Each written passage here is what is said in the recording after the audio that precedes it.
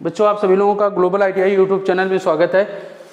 आज हम लोग इलेक्ट्रीशियन ट्रेड थ्री का 500 पर महत्वपूर्ण प्रश्नों की सीरीज का भाग 11 हल करेंगे, जो कि ITI द्वितीय वर्ष के छात्रों के लिए है। बच्चों, अगर ये क्वेश्चन PDF के रूप में चाहिए तो PDF डाउनलोड करने के लिए www.globaliti.org पे जाके विजिट कर सकते हैं। ठीक है, हम लोग क्वेश्चन 211 देखेंगे।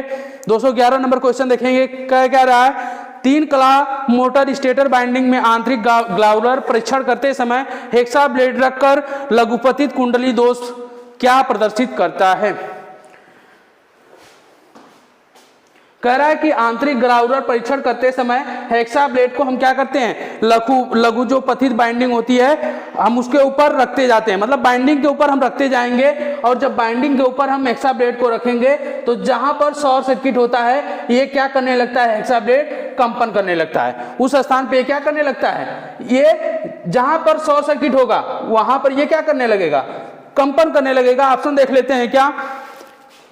ए, ब्लेड गर्म हो जाता है, बी, हेक्सा ब्लेड का तेजी से कंपन, और सी दिया है हेक्सा ब्लेड स्लॉट्स के खिलाफ रिपल्स, और डी दिया है स्लॉट्स पर बाइंडिंग घुमाव से आकर्षित, है ना।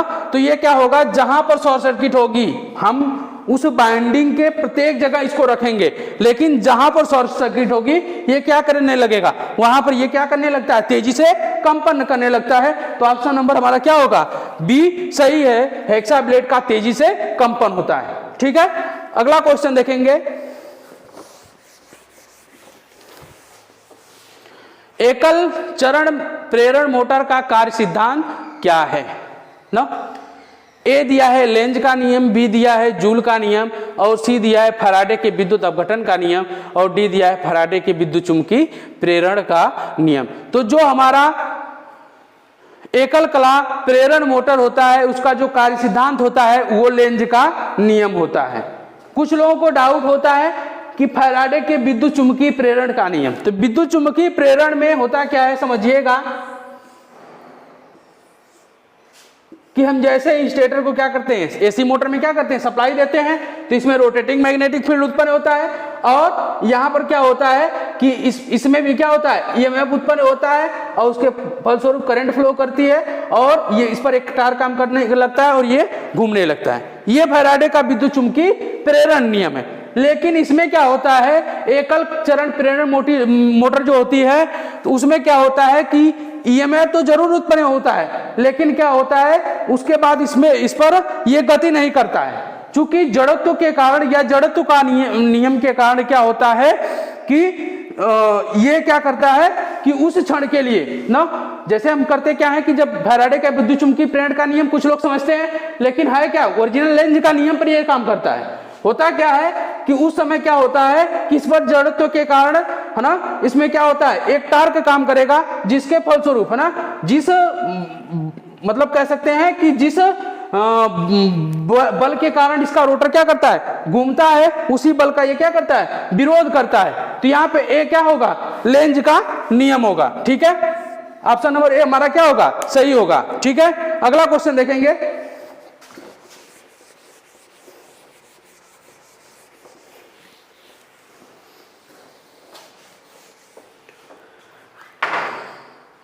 यहां पे दिया है U1 U2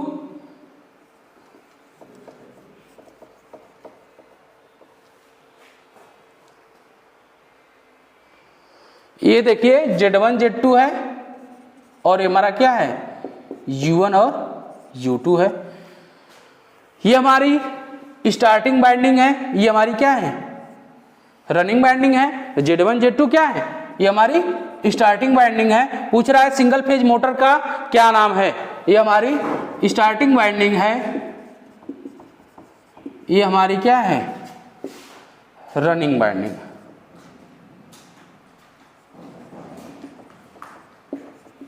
पूछ रहा है कि ये सिंगल फेज मोटर का क्या नाम है, ए दिया है, और यहां पे देख रहे हैं एक कैपेसिटर लगा है, ये क्या है कैपेसिटर, और सेंट्रीफ्यूगल स्विच वगैरह नहीं लगा है।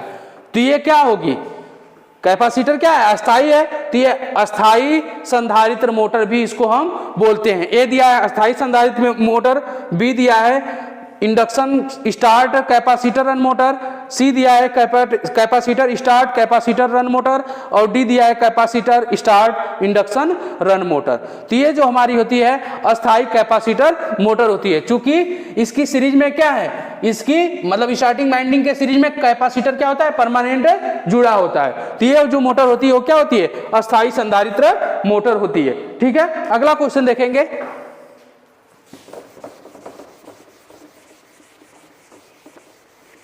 स्प्लिट चरण मोटर का कार्य सिद्धांत क्या है?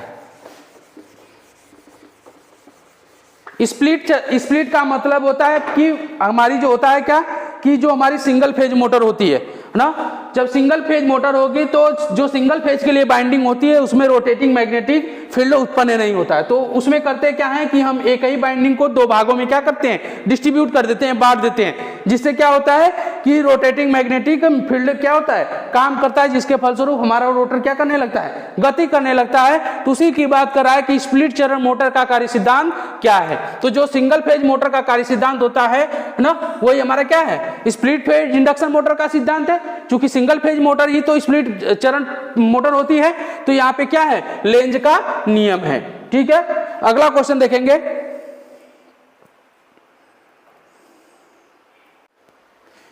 यह है 215 number question, single phase motor का कौन सा प्रकार है ना। आप देख क्या रहे हैं कि हमारी ये क्या है, ये हमारी स्टार्टिंग वाइंडिंग है, स्टार्टिंग वाइंडिंग है, और स्टार्टिंग वाइंडिंग के सीरीज में दो कैपेसिटर लगे हैं। एक सेंट्रीफ्यूगल स्विच के साथ हमारा कैपेसिटर C2 है और एक C1 है ना।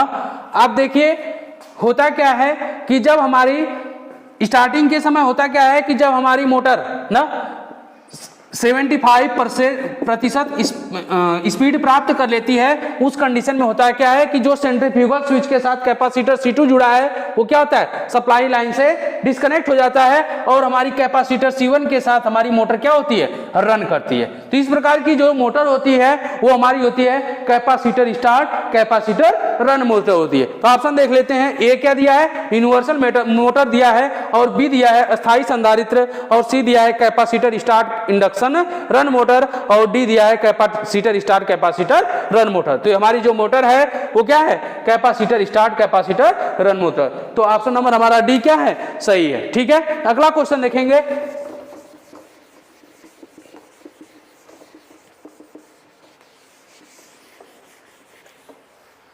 एसी सिंगल फेज मोटर किस प्रकार के कम्यूटेटर मोटर प्रकार के तहत वर्गीकृत किया जाता है?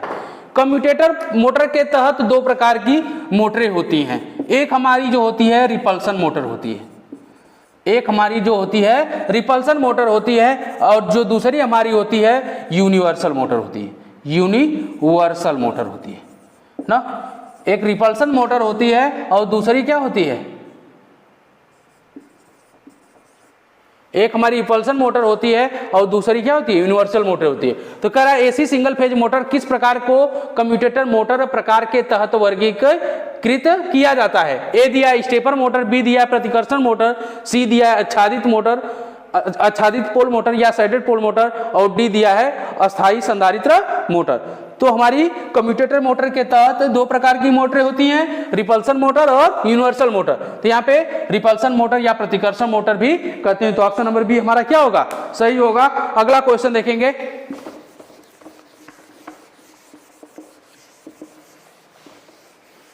सिंगल फेज इंडक्शन मोटर शुरू करने के लिए कौन सी विधि अपनाई जाती है? ए दिया है फेज विभाजन विधि, बी दिया है परिवर्ती आपूर्ति वोल्टता विधि, सी दिया है इनपुट आपूर्ति टर्मिनलों को उल्टा, और डी दिया है रनिंग कुंडली कनेक्शन का उल्टा करना।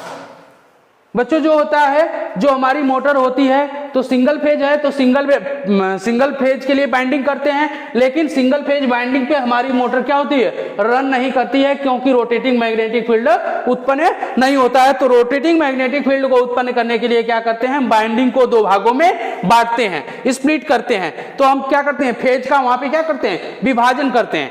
तो ये विधि जो होती है फेज विभाजन विधि होती है। तो ऑप्शन नंबर हमारा ए क्या होगा, सही होगा। अगला क्वेश्चन देखेंगे।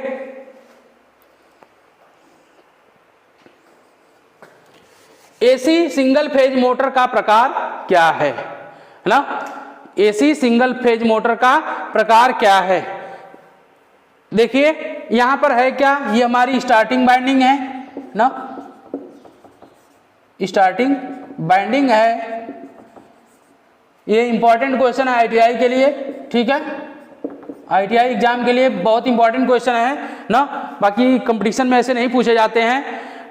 देखें इसमें है क्या, स्टार्टिंग बाइंडिंग है, इसकी सीरीज में एक कैपेसिटर लगा है और यहाँ पर क्या है, एक सेंट्रीफ्यूगल स्विच लगा है, ठीक है। तो अब देख रहे हैं, ए दिया है अस्थायी संधारित्र मोटर है ना, बी दिया है capacitor start capacitor run motor, और सी दिया है induction start induction run motor, और डी दिया है capacitor start induction run motor ना। तो ये देखिए यहां पर जब हमारी मोटर क्या होती है, ये रोटर 75% स्पीड प्राप्त कर लेती है।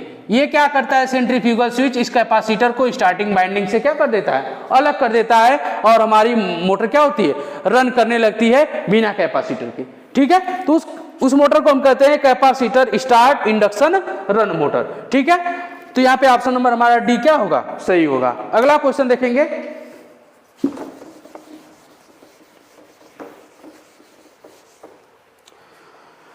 सार्वभौमिक मतलब यूनिवर्सल की बात कर रहा है, यूनिवर्सल है ना, यूनिवर्सल मोटर के अपकेंद्री स्विच सेंट्रीफ्यूगल स्विच की बात कर रहे हैं, यहां पर लगा है, ठीक है। अपकेंद्री स्विच गति नियंत्रण विधि में संधारित्र सी का क्या उद्देश्य है? यही अपकेंद्री स्विच है, समझिए। ये हमारा कैपेसिटर लगा है, ये हमारा क्या है, रेजिस्टेंस लगा है, ये आर है।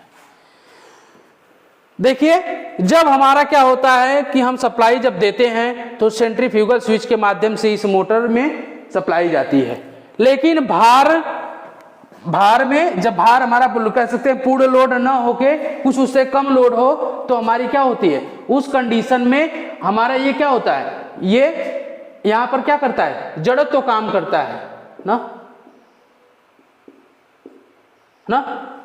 ठीक है, या कह सकते हैं अपकेंद्री बल काम करता है ना, अपकेंद्री बल काम करता है, और अपकेंद्री बल के कारण ना, मतलब ये जब अपनी कह सकते हैं कि लोड कम होने के कारण ये अपनी फुल स्पीड प्राप्त कर लेता है जब हमारी मोटर, तो इस पर क्या करता है, एक अपकेंद्री बल काम करता है, ये क्या हो जाता है, ओपन हो जाता है।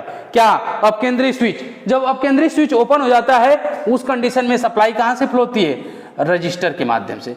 जब रजिस्टर के माध्यम से या रेजिस्टेंस के माध्यम से सप्लाई फ्लो होती है तो यहां पर क्या होने लगता है, वोल्टेज ड्रॉप होने लगता है। तब क्या होने लगता है, वोल्टेज ड्रॉप होने लगता है। जब वोल्टेज ड्रॉप होता है ना, जब यहां पर वोल्टेज ड्रॉप होने लगता है तब यहां पर क्या होता है, वोल्टेज कम मिलेगा, तो स्पीड तब ये क्या हो जाती है, स्पीड कम होती है। जब स्पीड कम होती है तब ये क्या होने लगता है, फिर ये अपकेंद्री स्विच ऑन हो जाता है। ये आप अवस्था में था, जब यहां पर वोल्टेज ड्रॉप होगा तो यहां पर वोल्टेज कम मिलेगा, मोटर को वोल्टेज कम मिलेगा, उस कंडीशन में ये क्या हो जाता है, ऑन हो जाता है ना। तब ये सेंट्रीफ्यूगल जो कह सकते हैं ये जो स्विच है ऑन हो जाता है। उस कंडीशन में यहाँ पर क्या होता है, ऑन ऑफ प्रक्रिया जब होती है तो यहाँ पर स्पार्क होता है, और इस स्पार्किंग को कम करने के लिए इस कैपेसिटर का उपयोग किया जाता है। इस स्पार्किंग को कम करने के लिए क्या किया जाता है, इस संधारित्र का उपयोग किया जाता है। ए लिया है नियंत्रक गति बनाए रखे, बी रखा है पावर फैक्टर में सुधार, और सी दे रखा है ओवरलोडिंग से बचाए, और डी दे रखा है संपर्कों पर स्पार्क कम करे। तो वही बताया मैंने कि जब ये अपनी पूरी स्पीड को प्राप्त कर लेता है, लोड कम होने के कारण फुल स्पीड प्राप्त कर लेता है, तो उस कंडीशन में यहाँ पर एक अपकेंद्री बल काम करता है जो इसको क्या करता है, आप अवस्था में ले जाता है। उस कंडीशन में सप्लाई कहां से फ्लो होती है, रेजिस्टेंस के माध्यम से फ्लो होती है, लेकिन रेजिस्टेंस पर क्या होता है, वोल्टेज ड्रॉप होता है और यहाँ पे पूरी सप्लाई नहीं मिलती है, तब ये इसकी स्पीड कम हो जाती है। उस कंडीशन में फिर ऑन हो जाता है ना। जब ये ऑन ऑफ की प्रक्रिया होती है उसी समय क्या होता है, स्पार्किंग होती है। इस स्पार्किंग को कम करने के लिए हम क्या करते हैं, कैपेसिटर का उपयोग करते हैं। तो संपर्कों पर स्पार्क को कम करने के लिए हम क्या करते हैं, कैपेसिटर का उपयोग करते हैं। तो ऑप्शन नंबर हमारा डी क्या होगा, सही होगा। ठीक है, अगला क्वेश्चन देखेंगे।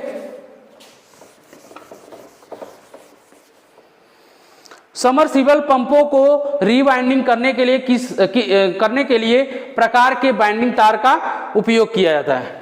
किस प्रकार के बाइंडिंग तार का उपयोग किया जाता है? ए दिया है पीवीसी कवर तांबे के तार, और बी दिया है सुपर इनेमल्ड कॉपर वायर, और सी दे रखा है single cotton cover copper wire, और डी दे रखा है डबल कपास कवर तांबे के तार। तो जो समरसेबल पंप होते हैं उनमें शॉर्ट सर्किट को कह सकते हैं कि चूंकि उनको पानी में रखना होता है तो पानी जाएगा, तो अगर उसमें हम पीवीसी कवर्ड तांबे का तार नहीं लगाएंगे तो होगा क्या कि एक दूसरे से तार क्या होंगे, शॉर्ट सर्किट हो जाएंगे और हमारा बाइंडिंग क्या हो जाएगा, जल जाएगा। तो इसके लिए हम क्या करते हैं, पीवीसी कवर तांबे के तार का उपयोग करते हैं। तो ऑप्शन नंबर ए हमारा क्या होगा, सही होगा। ठीक है, अगला क्वेश्चन देखेंगे।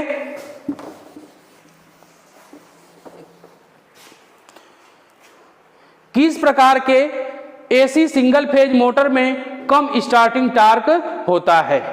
कह रहा है किस प्रकार के एसी सिंगल फेज मोटर में कम स्टार्टिंग टार्क होता है?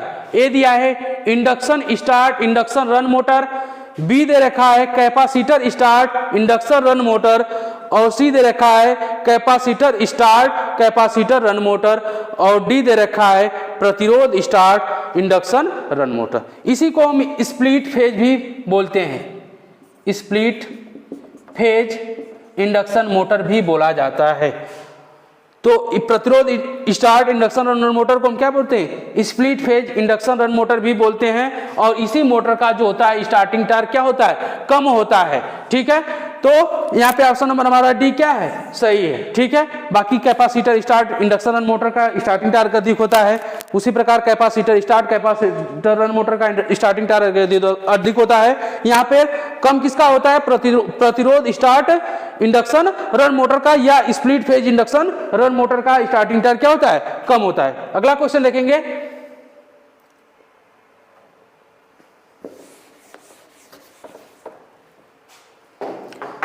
एकल चरण मोटर में अपकेंद्री स्विच का कार्य क्या है?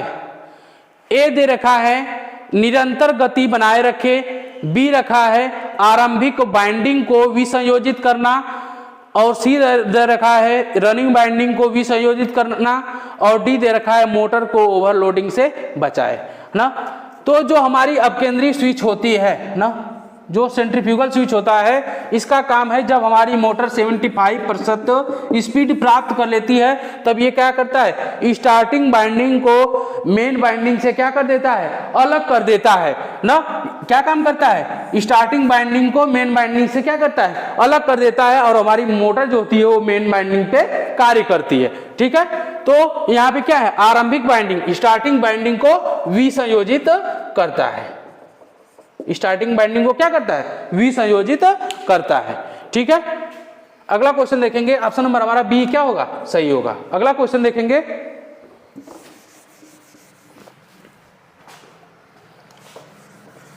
सार्वभौमिक मोटर का अनुप्रयोग कौन सा है ना?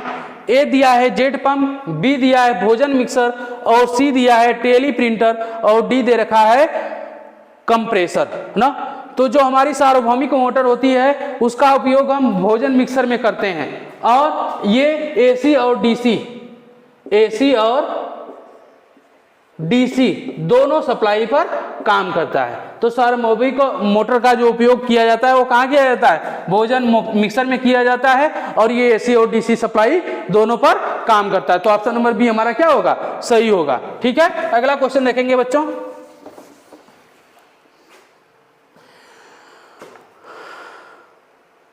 कह रहा है वाउंड रोटर के साथ कौन सी एकल कला मोटर फिट है?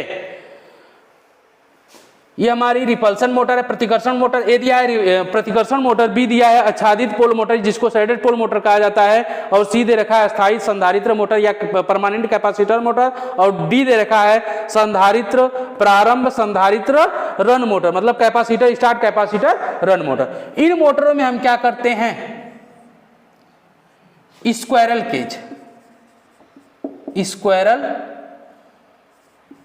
केज रोटर का उपयोग किया जाता है। वाउंड रोटर का जो उपयोग किया जाता है वो रिपल्सन मोटर में यूज किया जाता है। ठीक है, यहां पे क्या किया जाता है, वाउंड रोटर का उपयोग किया जाता है। तो ऑप्शन नंबर ए हमारा क्या होगा, सही होगा।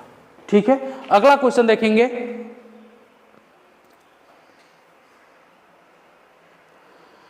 प्रतिरोध के संबंध में एकल चरण इंडक्शन मोटर की रनिंग वाइंडिंग और स्टार्टिंग वाइंडिंग के बीच क्या संबंध है ना। प्रतिरोध के संबंध में ना, देखिए प्रतिरोध के संबंध में एकल चरण इंडक्शन मोटर की रनिंग वाइंडिंग और स्टार्टिंग वाइंडिंग के बीच क्या संबंध है। देखिए जो हमारी स्टार्टिंग वाइंडिंग होती है वो पतले तार की अधिक टर्न वाली बनाई जाती है और उसका रेजिस्टेंस क्या होता है, प्रतिरोध अधिक होता है। किसका, स्टार्टिंग वाइंडिंग का। किसका, स्टार्टिंग वाइंडिंग का प्रतिरोध कम होता है।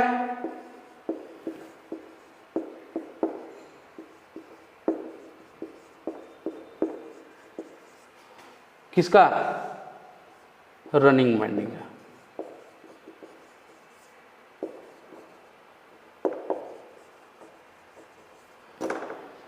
चूंकि इसको क्या करते हैं, पतले तार का यूज करते हैं और अधिक टर्न देते हैं, जिसके कारण इसका क्या होता है, प्रतिरोध अधिक होता है। और इसको करते क्या है, रनिंग वाइंडिंग को हम मोटे तार का उपयोग करते हैं कम टर्न देकर, और इसका प्रतिरोध क्या होता है, कम होता है। तो कह रहा है प्रतिरोध के संबंध में एकल चरण इंडक्शन मोटर की रनिंग वाइंडिंग और स्टार्टिंग वाइंडिंग के बीच क्या संबंध है। ए दिया है दोनों प्रतिरोध बराबर होंगे।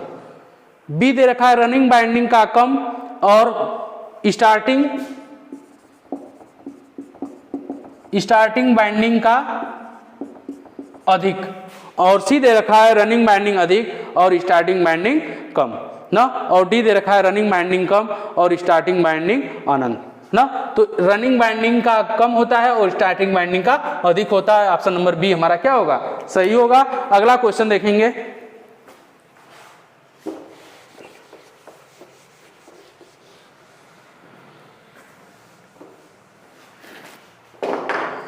देखिए आच्छादित पोल मोटर, मतलब ये साइडेड पोल मोटर है, साइडेड पोल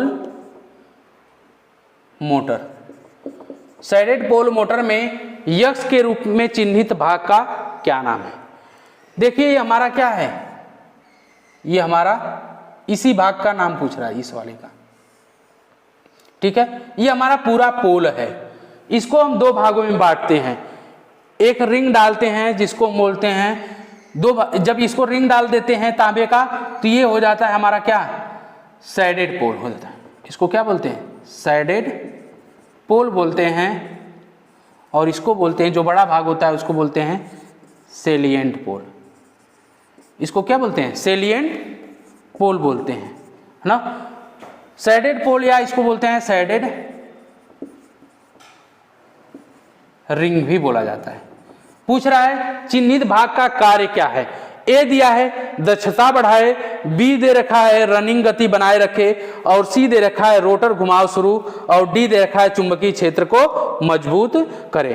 तो रोटर घुमाव शुरू करने के लिए हम साइडेड पोल या साइडेड रिंग का हम क्या करते हैं, यूज करते हैं। साइडेड रिंग का हम उपयोग करते हैं। जब साइडेड रिंग का उपयोग कर देते हैं तो इसी को हम क्या बोलते हैं, साइडेड पोल भी बोला जाता है। और जो बड़ा भाग होता है उसको क्या बोलते हैं, ये पूरा पोल है। जब इसमें रिंग यूज करेंगे तो जो बड़ा भाग होगा वो सेलिएंट पोल बन जाता है, और जो छोटा भाग होता है क्या, साइडेड पोल बन जाता है। और इसका काम है रोटर घुमाव शुरू करने के लिए, रोटर को चालू करने के लिए उपयोग किया जाता है। ठीक है, तो ऑप्शन नंबर हमारा सी क्या होगा, सही होगा। अगला क्वेश्चन देखेंगे।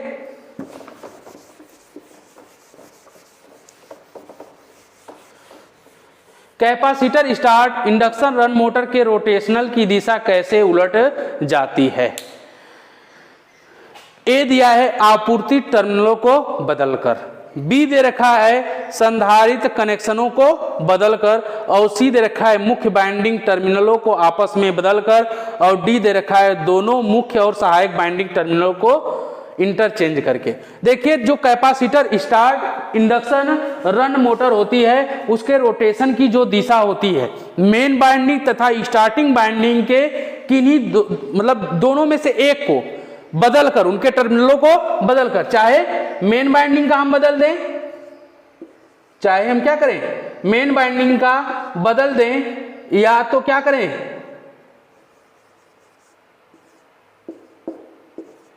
स्टार्टिंग बाइंडिंग का, दोनों में से किन्हीं एक के टर्मिनलों को चेंज करके, ऐसा नहीं कि इसको भी बदल दें और इसको भी बदल दें, तब दिशा नहीं बदलेगी, है ना। आपूर्ति टर्मिनलों को भी बदलकर दिशा नहीं बदलेगी, जो ये आपूर्ति टर्मिनल हैं इनको भी चेंज करके हम डायरेक्शन नहीं बदल पाएंगे, ठीक है। संधारित्र का कनेक्शन भी बदल के हम नहीं बदल कर पाएंगे, ठीक है। होगा क्या कि हम किसी एक का, चाहे वो मेन बाइंडिंग हो चाहे स्टार्टिंग बाइंडिंग हो, किन्हीं एक का हम टर्मिनल चेंज करके हम क्या करेंगे, डी में दे रखा है ना दोनों मुख्य और सहायक बाइंडिंग, तो ये भी तो गलत होगा, जब बदल देंगे तो फिर वैसे ही काम करेगा। यहां पे दे रखा है सी, मुख्य बाइंडिंग टर्मिनलों को आपस में बदल करके, तो ऑप्शन नंबर हमारा सी क्या होगा, सही होगा, ठीक है। अगला क्वेश्चन देखेंगे,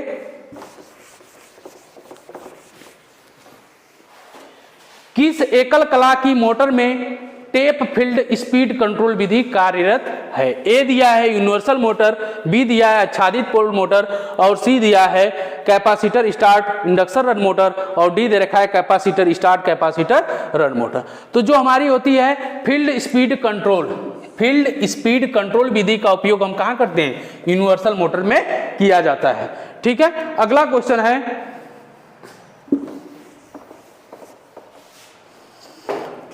खाद्य मिक्सर में किस प्रकार की एकल चरण मोटर का उपयोग किया जाता है। सभी लोग जानते हैं कि जो हमारी कह सकते हैं भोज इसको खाद्य मिक्सर जो होती है उसमें हम जो यूज करते हैं वो यूनिवर्सल मोटर यूज करते हैं, ठीक है। तो ऑप्शन नंबर ये हमारा क्या होगा, सही होगा, ठीक है। अगला क्वेश्चन देखेंगे,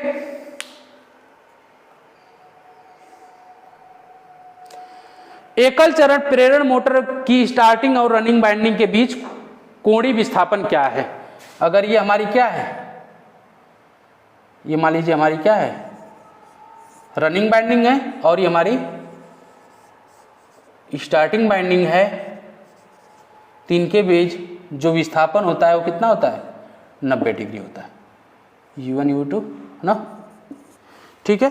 तो यहाँ पे कितना दिया है, ए दिया है 45 इलेक्ट्रिकल डिग्री, बी दिया है 60 इलेक्ट्रिकल डिग्री, सी दिया है 90 इलेक्ट्रिकल डिग्री, और डी दे रखा है 120 इलेक्ट्रिकल डिग्री। तो यहाँ पे सी क्या होगा, सही होगा, चूंकि 90 इलेक्ट्रिकल डिग्री होता है। तो बच्चों आज के लिए बस इतना ही, बाकी के क्वेश्चन अगली क्लास में हम लोग पढ़ेंगे, ठीक है।